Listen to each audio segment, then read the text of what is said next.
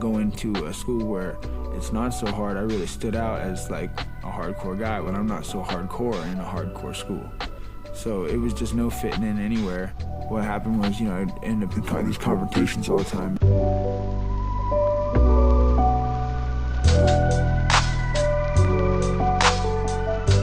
I'm glad at least I put on a show.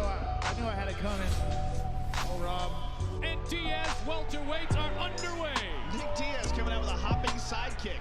That could be because he's got experience. You just do everything right and go out there and fight and just make things happen.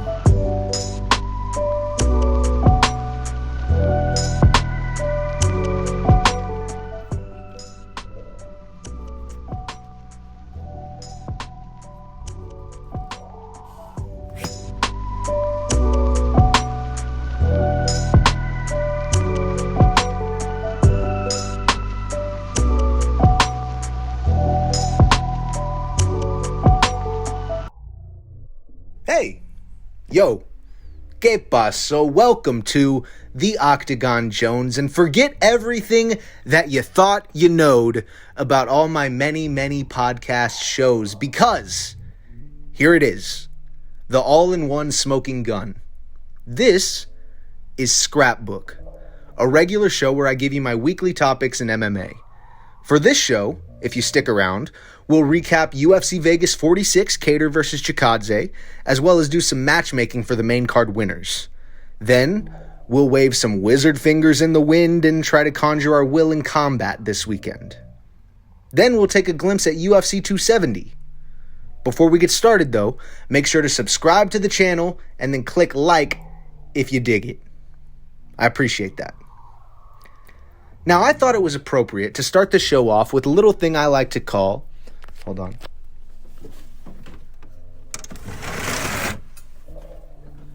window pane. This segment is about reflection and pondering my orb. Deep thought and sorrow. This is where I address my shortcomings as an MMA fan. Seeing as though I'm often foolhardy in my approach to predictions, it's not rare for old Slick to be up the river without a paddle. I like to toe the line between logic and lunacy, which is typically a game of inches or miles exclusively. Either it's spooky accurate or couldn't be further from the mark. What can I say? I like road games. I like comebacks. I like underdogs and storylines, and when I fail to grasp the right thread, or make the wrong read on the reality of a matchup, things unravel rather dramatically. Today, we weep for Giga Chikadze and beg for mercy to the undergod, Lord of the underdogs, and hope that he forgives us our transgressions against the faith. Calvin Kattar bounced back in a big way, beating the brakes off of Giga Chikadze. We love Calvin Kattar too, and the fact that we didn't zone in on the mirror magic occurring among featherweight contenders is for shame. Shame. Shame. This was a beatdown, and as Caposa on Twitter put it, that's the bar for Fight of the Year, 50 weeks to go. It honestly had shades of Holloway versus Kattar, and the fact that Max Holloway imbues his vanquished foes with an ability to go 50-45 their next opponent is remarkable. Don't let the 50-45s and 50-44s Calvin dished out fool you. This fight was still competitive. The damage didn't indicate that, and neither did the scorecards. Giga Chikadze walked out of the kitchen as minced meat, and Calvin was fresh as a daisy for the dinner party afterwards, but the fight was competitive. Calvin also won very clearly. With that, we can move on to a particularly fun part of the show, where we book scraps and make matches based on the events that transpired on the previous card, that card being UFC on ESPN 32 / UFC Vegas 46 / UFC Fight Night Kattar versus Chikadze. So many names to keep track of for these non-pay-per-view events. I was actually having a similar problem when conceptualizing the production of this podcast. I had all these ideas for little mini shows, and each segment had a specific theme, and This one, actually, this matchmaking segment, has been through the ringer in terms of what I'm calling it, but it's official. Hold on. Ugh. This is the Matchbox. Bill Algeo is mad fun, man. The guy has some swagger. Lots of people were counting him out in favor of new flavors, but Bill Algeo, Senor Perfecto, came to win. He called out Giga Chikadze. I don't think that is quite within reach, even though he called his shot and he nailed it. These are three matchups I think that make sense for Bill Algeo. We've got Andre Feely, Herbert Burns, or Sean Woodson. Those three guys all occupy a range within the division that I think it makes sense for Bill Algeo to try to vault into next. I almost got carried away with this one, but Vyacheslav Borshchev is still green despite his very successful debut against a fighter who's never been knocked out before. Three matchups I have for Slava Claus are Luigi Vendramini, Austin Hubbard, and Steve Garcia. Like I said, I almost got carried away and gave him some big-time names, but I think that level of guy is appropriate for what's next, considering Vyacheslav may only be 6 or 7-0, or not even 7-1 in the UFC. Let me see real quick. Well, my internet's disconnected, but he's about 6-1, 7-1 in MMA, I believe. So yeah, Luigi Vendramini, Austin Hubbard, and Steve Garcia all make sense. Caitlin Chukagian routed Jennifer Maia for the second time around, further solidifying her place as one of the best in the division. If she gets another contract with the UFC, three matches I'd like to see for her are Jessica Andrade, the second fight, Caitlin Chukagian versus Jessica Andrade 2, Tyla Santos, or Andrea Lee. I think that all of those make sense. Tyla Santos is probably, she's coming up fast, so Caitlin needs to, check her rearview mirrors and look over her shoulders at what's coming in the division when she makes these contractual business career decisions. It is said that the UFC hasn't offered her a new contract yet, which is pretty surprising. I think that they will probably come to their senses and offer her one because she's one of the best in the world. Just, it's tough at the top of these divisions. Brandon Royval is electric, y'all, and his post-fight interview showed what kind of fighter he is, apologizing for not finding the finish when everybody was thrilled with the performance. He offered to be the backup fighter for this weekend's title fight, so he made it easy for me. Three matchups I need for Royval are Deiveson Figueiredo, Brandon Moreno, and Manel Cape. Brandon Moreno 2. They fought before. Shoulder dislocation. Whatever. How do you say Manel's last name? Let me know, I guess. Jake Collier proved me wrong in this fight. I thought the natural heavyweight was going to find a way to win, but Collier walked away victorious and called out veteran old dog Andrei Arlovsky. I don't think the Pitbull makes sense yet, but three matches I'd like to see for him are Justin Tafa, who called him out right after the fight, and in his Octagon interview, he said, if he makes weight, let's do it. Ben Rothwell would also make sense, or a cheeky little fight with Ovince St. Preux. I don't know what we think about that, and I don't know why I got British, but I did. Let's get down to New England business now. Calvin Kattar, what a stud. Cemented his long-term stay at the top of the division and turned away the Georgian phenom, Giga Chikadze. A little bit of a tricky spot for him, I won't lie. But for Calvin Kattar next, three matches I'd like to see are Brian Ortega, Yair Rodriguez, and Josh Emmett. Though I will say I am very partial to the Brian Ortega fight over the other two. I think Calvin Kattar versus Brian Ortega is the next fight to make. Before this weekend's festivities, it's time to make our first visit of the year to the Oracle in these lands. A mystic being, mad and manipulative, the Oracle isn't always friendly counsel. These sage words, though honeyed and alluring, have led travelers down very dark roads. Consult responsibly. There's a lot of energy coming off of this card, but not in the way of hype or promotion. There is a big fight feel, though. What's bigger than a championship trilogy? Perhaps only a heavyweight title fight between two quote-unquote countrymen and former teammates and sparring partners. What I'd like to draw your focus to, though, is that flyweight title fight. Deiveson Figueiredo and Brandon Moreno will step in the octagon opposite one another for the third time in a row, and that in and of itself is super rare. The previous fight is when Moreno broke through and actually grabbed the title, their first being a majority draw. In their most recent fight, Moreno had the performance of a lifetime, inking one of the most impressive stoppages of the year against the God of War, who's notoriously dangerous every which way the fight goes. In their first instance, Brandon Moreno took the champion to a draw due to illegal fouls and point reductions on Figueiredo's side that changed the course of the fight. The spirits are singing to me, y'all. Like they do every single week. But I think, let me take a sip of water for dramatic effect. Drum roll, maybe. This third fight is also going to be a draw, and we will officially enter the era of 5-fight sets, the octagon era of pentologies. We're trending that way, I think. I promise I think that. Sometimes 3 just don't cut it.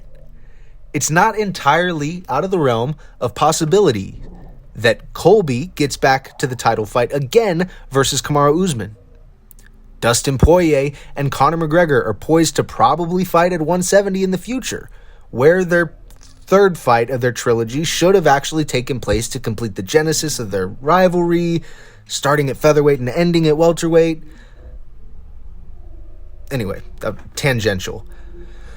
I'm burning my herbs and mortaring my pestles, praying for a memorable UFC 270. I think some very crazy shit could happen. I think it'll be very memorable indeed. And just like that, we've arrived at the final chapter of Scrapbook for this week, the UFC 270 Looking Glass. Not only is this the first pay-per-view event of the year and the UFC's true return to form, the stakes in each of these title fights are high. Before we get to those, let's quickly note what's to come on the undercard. The ever-exciting Kay Hansen opens the card against UFC debutante Jasmine Jasudavicius. I tried. There's going to be a brawl at lightweight between the steamroller Matt Frivola and teammate of Brandon Moreno, Shanado Valdez. Vanessa Demopoulos and Silvana Gomez Juarez face off to climb the ladder at strawweight. Simon Oliveira makes his first octagon appearance against Tony Gravely. Two 25-year-old welterweights debut against each other, and everyone's got their eyes on Jack Della Maddalena in his first fight against Pete Rodriguez. Michael Morales is set to make his premier UFC performance against Trevin Giles. Morales is a 22-year-old blossoming star with 10 finishes in an 11-fight undefeated career. I'm excited for that kid. I'm really looking forward to watching him fight. Underrated bantamweight Raoni Barcelos takes on La Mangosta. I think it means mongoose? Victor Henry, fighting out of California, who fought in Japan for an extended period of time. La Mangosta. I don't know, this dude's got a lot going on, but me gusta. Potential fight of the night incoming between Ilia Topuria and Charles Jourdain, where Air Jourdain is filling in on late notice to save the day against undefeated Georgian super prospect. Psyched for this one. Like, really psyched.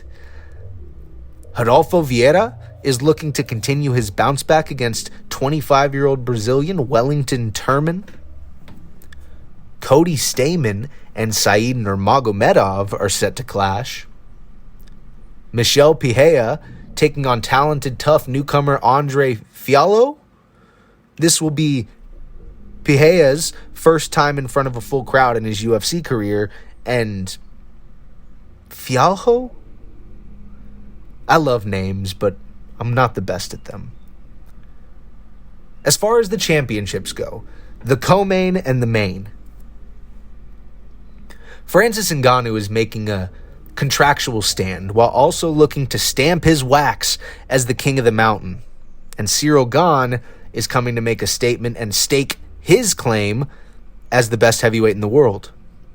Brandon Moreno is making Mexico's first UFC title defense, and his opposition is one of the most elite fighters in the world, in my opinion, Deiveson Figueiredo. Scraptitude's Jack Zampillo submitted this question. How much of an impact will Henry Cejudo's knowledge have on Figueiredo? Do we see a different God of War on Saturday?